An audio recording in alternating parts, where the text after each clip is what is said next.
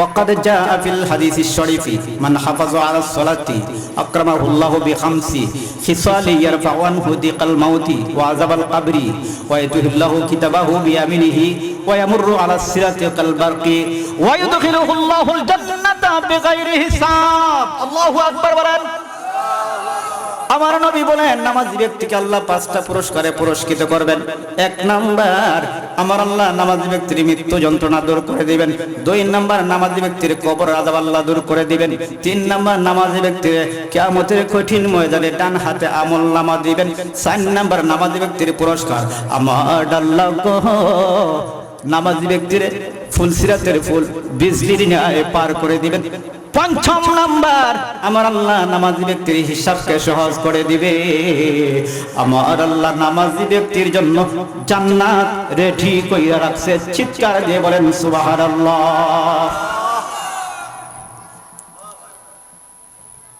এত ফজিলত, এত পুরস্কার নামাজের, কিন্তু দাদারিয়া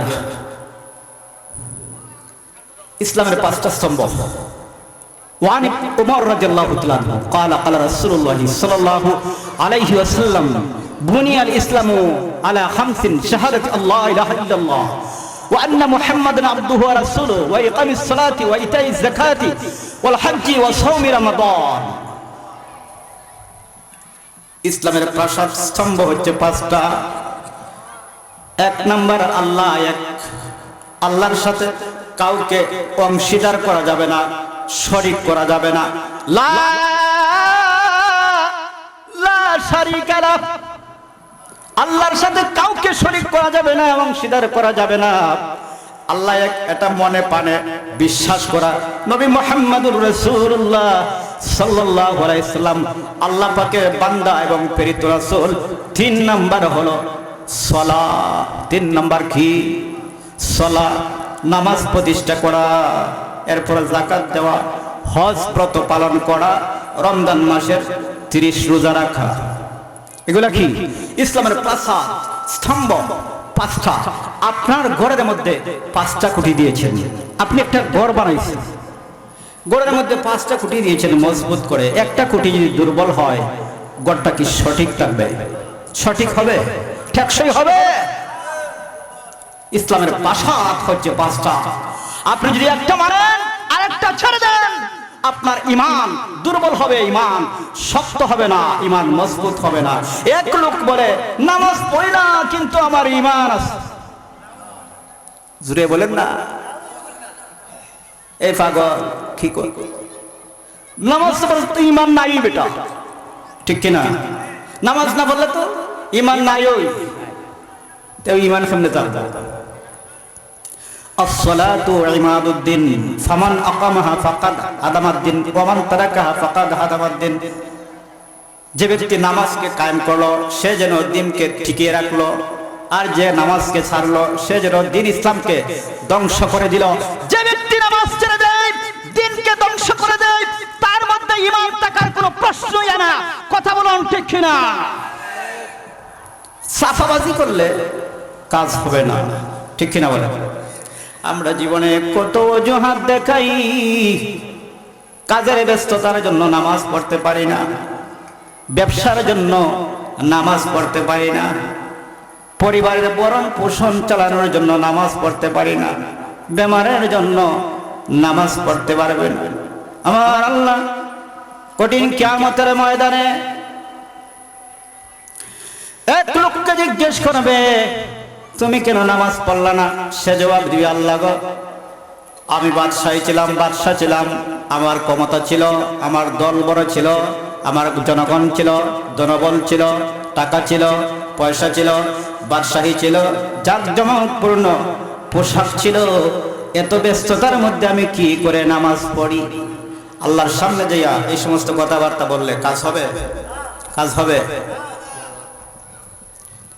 আমার আল্লাহ ডেকে বলবেন, কি বলো তুমি? আমার পয়গম্বর সুলাইমানকে আমি সারা বিশ্বের প্রেসিডেন্ট বানিয়েছিলাম। সারাটা বিশ্ব আমার পয়গম্বর সুলাইমান দেখাশোনা করেছে, বাদশাহী করেছে, জনগণের দুঃখ দুর্দশা দেখেছে। এরপরে তো সারা বিশ্বের প্রেসিডেন্ট হইয়া তো এই কথা বলে নাই, নামাজ পড়ার সুযোগ পাই নাই, সময় পাই নাই। আমার পয়গম্বর সুলাইমান সারা বিশ্বের প্রেসিডেন্ট থাকার পরেও যদি নামাজ পড়তে পারে, তুমি কোন দেশের বাদশা ছিলা, তোমার সময় ছিল না? আমার আল্লাহ ডেকে বলবেন, ও ফেরেশতারা, এই লোকটা মিথ্যাবাদী, এরে জিঞ্জিল দিয়া বান্ধা ঠান্না ঠান্না নিয়া জাহান্নামে নিক্ষেপ করো। বাঁচার মতন কোনো উপায় নেই। আসুন, সাহাবীরা এত অভাবে থেকে, এত দুঃখে কষ্টে থেকে, এত অভাবের মধ্যে জীবন কাটিয়েছে, এরপর নামাজ ছাড়ে নাই। আমার নবীজি ওয়াজ করেছে, আসসালাতুল মিফতাহুল জান্নাহ। সাহাবী আব্দুল্লাহ আনসারী যখন নবীজি ওয়াজ করেছে, আসসালাতুল মিফতাহুল জান্নাহ, নামাজ হলো বেহেশতের চাবি। সাহাবীরা আমার নবীর পবিত্র জবান থেকে যেই কথাটা বের হতো, সাথে সাথে সাহাবীরা আমল করে নিত। কারণ নবীজি জীবনে কোনোদিন মিথ্যা বলেন নাই, ভুল বলেন নাই, ঠিক কিনা বলেন? সাহাবী আব্দুল্লাহ আনসারী আমার নবীজির পবিত্র জবান থেকে এই কথাটা শুনে আমল করে ফেললেন, এবং বাড়িতে যাইয়া স্ত্রীকে ডেকে বলেন, স্ত্রী গো, আমার নবীজি ওয়াজ করেছেন, আসসালাতুল মিফতাহুল জান্নাহ, নামাজ হলো বেহেশতের চাবি। সাহাবীর মুখ থেকে সাহাবীর স্ত্রী যখন শুনলেন নবীজি বলেছেন নামাজ হলো বেহেশতের চাবি, সাহাবীর বিবিও নামাজ পড়া শুরু করছে, আমল করা শুরু করছে। সাহাবী প্রতিনিয়ত নামাজ পড়ে আমার নবীজির পেছনে। আমার নবীজি যখন সালাম ফিরায়, নামাজের সালাম ফিরাইয়া দোয়া করেন, দোয়া করার পরে আমার নবীজি সাহাবীদের সামনে কোরআনের বয়ান করেন, কোরআনের আলোচনা করেন। সকল সাহাবী আমার নবীজির পাশে বসে বসে কান পেতে মনটাকে লাগাইয়া দিয়া, কানটাকে আমার নবীজির দিকে দিয়া নীরবতা পালন করে আদবের সহিত সকল সাহাবীরা বসে বসে আমার নবীজির আলোচনা শুনে। কিন্তু আব্দুল্লাহ আনসারী আমার নবী যখন সালাম, নামাজের সালাম ফিরায়, সালাম ফিরানোর সাথে সাথে একটা মিনিট বসে না, আব্দুল্লাহ আনসারী বাড়ির দিকে দৌড়াতে আরম্ভ করে। কয়েকদিন হয়ে গেল, আমার নবীজি সামনে যা দেখেন, পিছনে তা দেখেন। সামনে আমার নবীজি যেভাবে দেখেন, পিছনেও আমার নবীজি সেভাবে দেখেন। সুবহানাল্লাহ বলেন না? সামনে যেভাবে দেখেন নবীজি, পিছনেও সেভাবে দেখেন আমার নবীজি। দেখেন আব্দুল্লাহ আনসারী নামাজের সালাম ফিরাইয়া দোয়া না করিয়া, আমার নবীজির পবিত্র জবানের কথা না শুনিয়াই বাড়িতে চলে যায়। নবীজি আমার আব্দুল্লাহ আনসারীর বাড়িতে চলে গেলেন। বিশ্বনবী যাকে সৃষ্টিটা করলে আল্লাহ আসমান জমিন আরশ কুরসি লৌহ কলম কোনো কিছুই সৃষ্টি করতেন না, সেই নবী সাহাবীর বাড়িতে যে হাজির। সুবহানাল্লাহ বলেন। আমার নবীজি আব্দুল্লাহ আনসারীর বাড়ির সামনে যাইয়া সালাম দিছেন, আসসালামু আলাইকুম ওয়া রাহমাতুল্লাহ। কি বুঝলেন? কি বুঝলেন মিয়া? যার সম্মান আরশ চুম্বে, এত উচ্চ মর্যাদা, যার আল্লাহর পরে যার স্থান, সেই নবী সাহাবীর বাড়িতে গেছেন, দরজার সামনে যাইয়া সালাম দিছেন, আসসালামু আলাইকুম ওয়া রাহমাতুল্লাহ। নবী হচ্ছেন এমন নবী, সমস্ত নবীদের লিডার, সমস্ত নবীদের সর্দার, এত ইজ্জত তোলা নবী, সম্মানী নবী হইয়া সাহাবীকে যে সালাম করছেন। আমরা এখান থেকে শিক্ষা গ্রহণ করার দরকার যে সালাম যে কি জিনিস, সালাম যে কি জিনিস। আমরা দেশের সামান্য একটু ফাঁকি নেতা হইলেই জনগণের সালাম দিতে চায় না, ঠিক কিনা? জুড়ে বলেন না? তার মানে আমারে দিব সালাম, আমি নেতা, আমি কি তাল্লাই সালাম দিতাম, ঠিক কিনা? কপাল পোড়া। নবী বলেন, যে ব্যক্তি আগে সালাম দেয় সে অহংকার মুক্ত, যে আগে সালাম দেয় সে অহংকার মুক্ত, আর যে অপেক্ষায় বসে থাকে সালামের জন্য এ প্রমাণ করলো এ অহংকারী। আমার নবীজি সাহাবীর বাড়ির দরজার সামনে যায়া সালাম দিছে, আসসালামু আলাইকুম ওয়া রাহমাতুল্লাহ। সাহাবী সালামের জবাব শুনছেন কিন্তু জবাব দিতে পারেন না, আওয়াজ শুনছেন, সালাম শুনছেন কিন্তু জবাব দেন নাই। নবীজি আমার আবারও সালাম দিলেন, আসসালামু আলাইকুম। সাহাবী সালাম শুনে কিন্তু জবাব দিতে পারে না।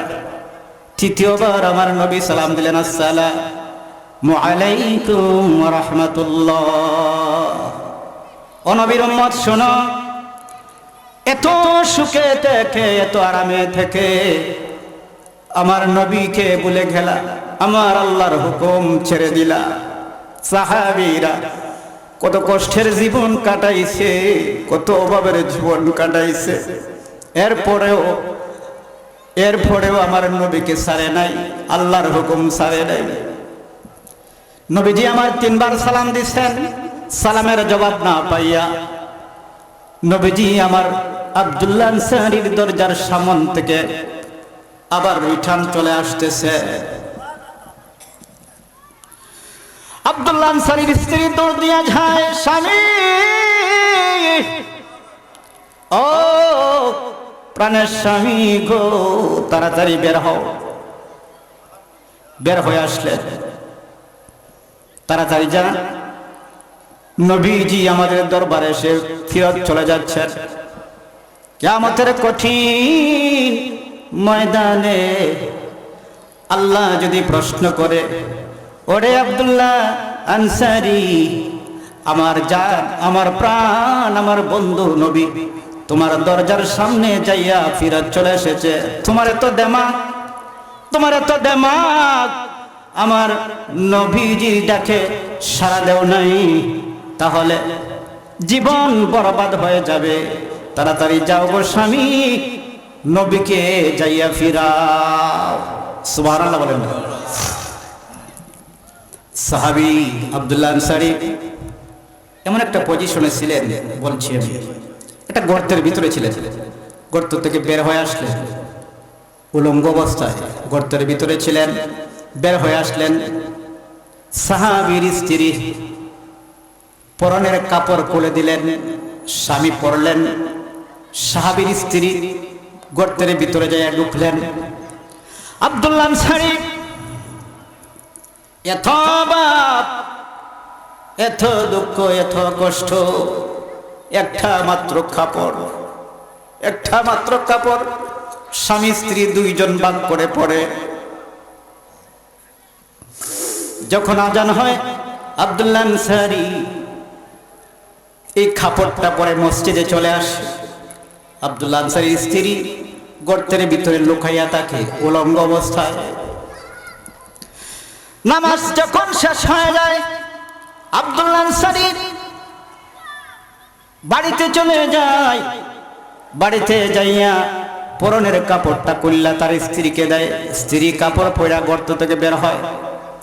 সাহাবী আব্দুল্লাহ আনসারী দৌড়ে আসছে, নবী গো, ইয়া রাসূলুল্লাহ, নবী আপনি আমাকে ডেকেছেন, জবাব দিতে পারি নাই। নবীজি আমার ডেকে বলে, সাহাবী রে সাহাবী, আমি নবী তোমারে ডাকলাম সাড়া দিলাই না, কি ঘটনা, কারণ কি? শান্ত পরিবেশে, শান্ত ভাষায় আমার নবী জিজ্ঞেস করলেন, সাহাবী রে বলো তো কি কারণে তুমি জবাব দেও নাই? আব্দুল্লাহ আনসারী ডেকে বলেন, নবী গো, ইয়া রাসূলুল্লাহ, নবী গো, আমরা স্বামী স্ত্রী ভাগ করে একটা কাপড় গো, টাকা নাই, সমর্থ নাই আর একটা কাপড় আনার, একটা মাত্র কাপড় আমরা স্বামী স্ত্রী পরিধান করি। আমি যখন কাপড়টা পরি আমার স্ত্রী উলঙ্গ হইয়া গর্তের ভিতরে থাকে, আবার আমার স্ত্রী যখন বের হয়ে আসে, আমি কাপড়টা খুললা দেই, আমার স্ত্রী কাপড়টা পইরা ঘরের ভিতরে নামাজ পড়ে, ঘরের কাজকর্ম করে। যতক্ষণ আমি ভিতরে থাকি, আমার স্ত্রী কাপড় পরিয়া ঘরের ভিতরে কাজকর্ম করে। আমি যখন বের হয়ে আসি, আমার স্ত্রী গর্তের ভিতরে চলে যায়। ইয়া রাসূলুল্লাহ, নবী গো, আমার নবী জিজ্ঞেস করলেন, রে আব্দুল্লাহ আনসারী, তুমি প্রতিদিন নামাজ শেষ করে, ফজরের নামাজ শেষ করে সালাম ফিরানোর সাথে সাথে চলে আসো। ইয়া রাসূলুল্লাহ, নবী গো, আমি কেমনে থাকবো? ফজরের নামাজ তো দেরিতে পড়া যায় না। আমি যদি বসে থাকি গো, আমি যদি দোয়া করি, আপনার সামনে বসি, আপনার মুখের বাণী শুনি, কোরআনের কথা যদি শুনি, ইয়া রাসূলুল্লাহ, নামাজের সময় চলে যাবে, আমার স্ত্রীর নামাজ কাজা হয়ে যাবে। ও বন্ধু, বন্ধু রে, এত ভাবে তাকিয়া সাহাবী নামাজ ছাড়ে নাই। নবীজি আমার দেখে বলে, এরে আমার সাহাবী, দুঃখ করো না, কষ্ট নিও না। দুনিয়ার জীবন এটা তুচ্ছ জীবন, দুনিয়ার জীবন আখিরাতের একটা সেকেন্ডের সময় নেই। ও সাহাবী, এই দুনিয়াতে যদি দুঃখ করে যাও, কষ্ট করে যাও, জান্নাতের ভিতরে আমার আল্লাহ তোমার জন্য সুন্দর জামার ব্যবস্থা করে রাখবি।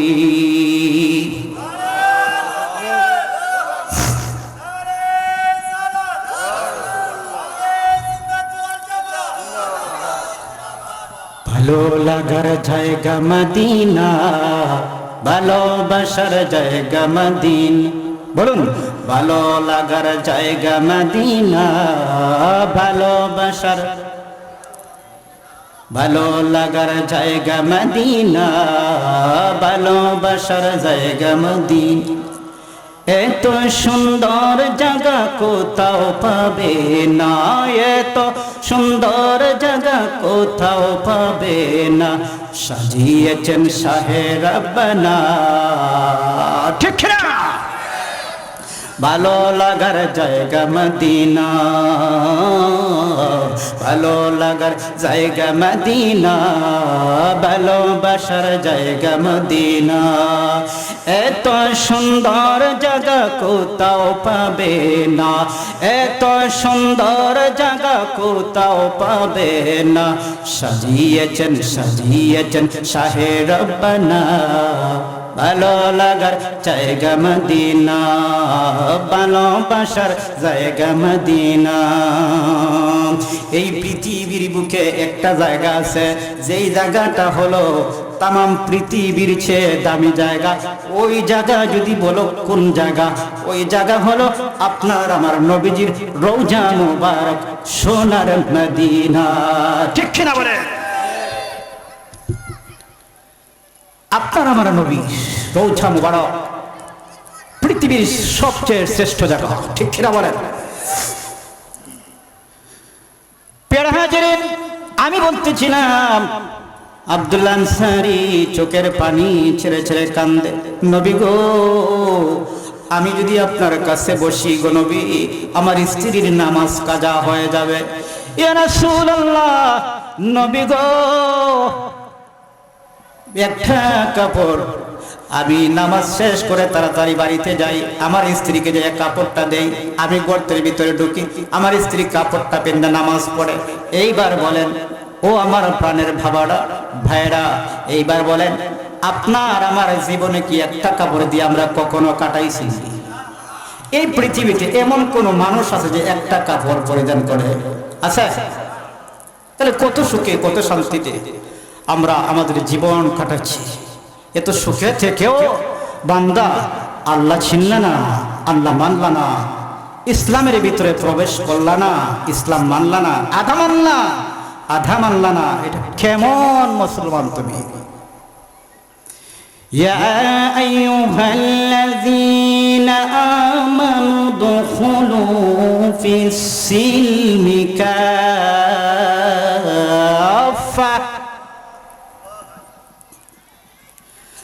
ولا تتبعوا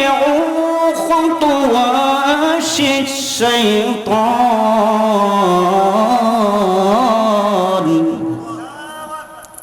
ولا تتبعوا خطوات الشيطان إنه لكم عدو مبين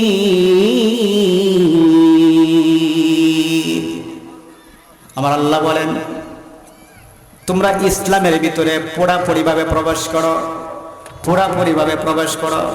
আদা ইসলাম, আদা অন ইসলাম, আদা ইসলাম মানো, আদা মানো না।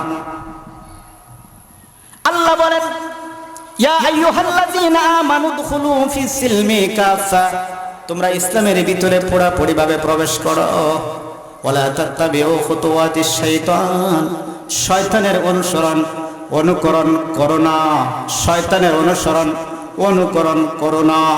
যদি প্রশ্ন করো আল্লাহ কেন শয়তানের অনুকরণ করব না, ইন্নাহু লাকুম আদুউম মুবিন, নিশ্চয়ই শয়তান তোমার দুশমন।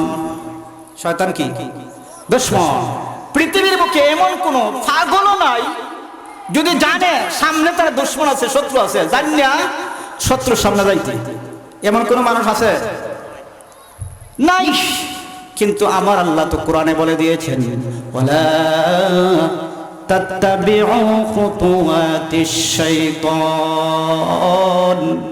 শয়তান হলো তোমাদের দুশমন, তোমার শত্রু, চরম শত্রু, যে কখনো চায় না তুমি আল্লাহ মানো, কখনো চায় না নামাজ পড়ো, কখনো চায় না কোরআন পড়ো, কখনো চায় না মসজিদে যাও, কখনো চায় না জিকির পড়ো, কখনো চায় না ফিকির করো, কখনো চায় না মুরাকাবা করো, কখনো চায় না মুশাহাদা করো, কখনো চায় না তাহাজ্জুদ পড়ো, কখনো চায় না আল্লাহর নাম নিতে, সর্বক্ষণ চায় সে শয়তান যেমন তোমাকেও তার মতন শয়তান বানাতে। ঠিক কিনা বলে? তাহলে জানি না শুনি না কেমনে যাও শয়তানের দল। এক ওলি, এক আল্লাহর ওলি শয়তানকে প্রশ্ন করছিলেন, আচ্ছা রে শয়তান বলো তো তোমার মতন শয়তানকে? আল্লাহর ওলি প্রশ্ন করছে শয়তান রে, শয়তান বলো তো তোমার মতন শয়তানকে, একটু আমাকে বলো। শয়তান সাথে সাথে জবাব দিচ্ছে, যে ব্যক্তি ইচ্ছা করে নামাজ ছাড়ে সে হচ্ছে আমার মতন শয়তান, আর যে ব্যক্তি যাচাই বাছাই না করে শপথ খায়, কসম খায়, সে হলো আমার মতন শয়তান। আপনারা বলেন নামাজ ছেড়ে যদি শয়তান হয় তাহলে কি নামাজ ছাড়া যাবে? তাহলে প্রমাণ হইল কি বেনামাজি কার দল? ওই জাহান্নামীটার দল। ঠিক কিনা? সে জাহান্নামী, সে একটা মানুষ সে চায় না আল্লাহর বান্দারে চায় না জান্নাতে নিতে, সবরে চায় তার দলে লইয়া জাহান্নামে যাইতে। কেন না সেই সময়ে শয়তান বলেছিল আল্লাহ তুমি যেহেতু আমারে শয়তান বানাইছো, আমার গলায় লানতের তক্ত পড়ে দিয়েছো আল্লাহ, ওই আদমের কারণে আজকে তুমি আমারে শয়তান বানাইছো। এত লক্ষ বছর তোমার ইবাদত বন্দেগী করলাম, পৃথিবীর মুখে এমন কোন জায়গা নাই যেখানে শয়তানের শাস্তি পড়ে নাই। এত ইবাদত, এত গোলামি, এত দাসত্ব করার পরেও আল্লাহ তুমি আমারে যেহেতু শয়তান বানাইছো, এই আদমের কারণে আমি শয়তান, তোমাকে বলছি তোমার ওই আদমকে আমি জান্নাতে যাইতে দিব না। আমার আল্লাহ রেখে বলেন শয়তান রে, আমার বান্দা যারা হবে, আমার মুমিন বান্দা যারা হবে, আমার খাঁটি বান্দা যারা হবে, তাদেরকে তুই সামান্যতম ধোঁকা দিতে পারবে না। ঠিক না? এমন বান্দা আসেনি? প্রচন্ড শীত, কনকন শীত, পৃথিবীর মানুষেরা আরামে আয়েশে ঘুমায় গো, আল্লাহর ওলিরা আরামের বিছানা ছেড়ে দিয়া আমার আল্লাহর প্রেমে নিশির জনে উইঠা ডাকে রহমান রহিম নাম তোমার, আল্লাহ আল্লাহ আল্লাহ। সবাই বলেন রহমান রহিম নাম তোমার, আল্লাহ আল্লাহ আল্লাহ। গফর সত্তার নাম তুমি, রহমান রহিম নাম তোমার, আল্লাহ আল্লাহ আল্লাহ। আমি বান্দা গুনাহগার, আল্লাহকে আছে আমায় তরাবার। ঠিক কিনা বলে? আমি বান্দা গুনাহগার, আল্লাহকে আছে আমায় তরাবার। রহমান রহিম নাম তোমার, আল্লাহ আল্লাহ আল্লাহ। গফুর সত্তার নাম তোমার, আল্লাহ আল্লাহ আল্লাহ। এই পৃথিবীটা টিকে আছে আলেমের কারণে। কার জন্য? আলেমের কারণে, আল্লাহর ওলিদের কারণে এই পৃথিবীটা ঠিক আছে। এক একটা আলেম পৃথিবীর বুকে এক একটা ফেরেক। সুবহানাল্লাহ বলেন। যতদিন পৃথিবীতে আলেম থাকবে পৃথিবী থাকবে, যখন আলেম থাকবে না পৃথিবী ধ্বংস হয়ে যাবে। আল্লাহ পাক রব্বুল আলামিন আমাদের সকলকে আল্লাহর হুকুম মানার 5 ওয়াক্ত নামাজ পড়ার তৌফিক দান করুন। সকলে বলেন আমিন।